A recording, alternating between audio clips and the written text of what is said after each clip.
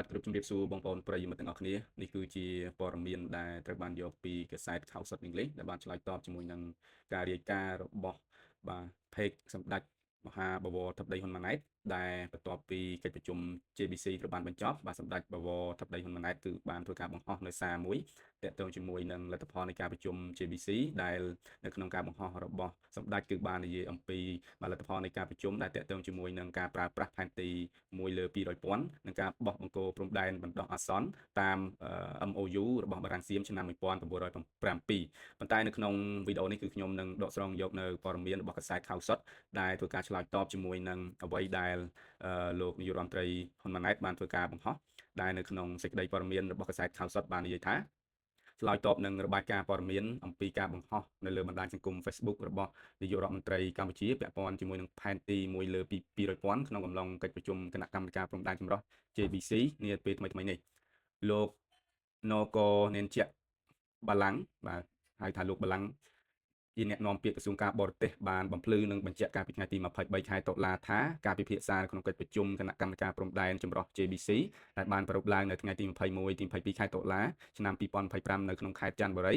បានបិទបញ្ចប់ហើយកាលពីយប់ថ្ងៃទី23គឺត្រូវបានធ្វើឡើងដោយផ្អែកទៅលើការស្ទាបស្ទង់មតិរួមលើបង្គោលព្រំដែនដើម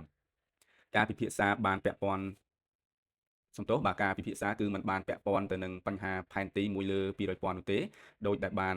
រាយការណ៍ភ្ជាប់ទៅនឹងសេចក្តីថ្លែងការណ៍របស់នាយករដ្ឋមន្ត្រីកម្ពុជាឡើយប្រទេសថៃនៅតែបន្តបដិញ្ញាដោះស្រាយស្ថានភាពព្រំដែនកម្ពុជាថៃដោយសន្តិភាពតាមរយៈយន្តការទ្វេភាគីដោយផ្អែកទៅលើគោលការណ៍អ្នកជិតខាងល្អខណៈដែលឈរយ៉ាងរឹងមាំលើអធិបតេយ្យភាពនិងផលប្រយោជន៍ជាតិព្រមទាំងផ្ដល់អាទិភាពដល់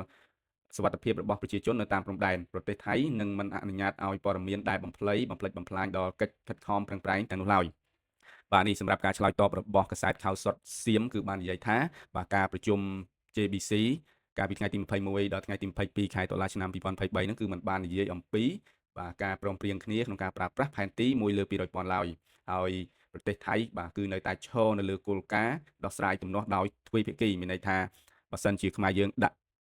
ការប្តឹងទៅកាន់ប្រទេសផ្សេងគឺថៃអត់ចូលរួមទេអញ្ចឹងគឺលុះត្រាតែខ្មែរយើងដោះស្រាយផ្ទាល់ជាមួយនឹងថៃបានគេចូលរួមដោះស្រាយហើយមួយវិញទៀតគឺគេប្រឆាំងចំពោះព័ត៌មានបំភ្លៃដាច់ខាតបាទអញ្ចឹងមិនដឹងថាការប្រជុំកាលពីថ្ងៃទី21 22ហ្នឹងគឺលទ្ធផលបែបណាទេពីព្រោះដោយសារតែខាងថៃគេចោះផ្សេងខាងខ្មែរគេចោះផ្សេង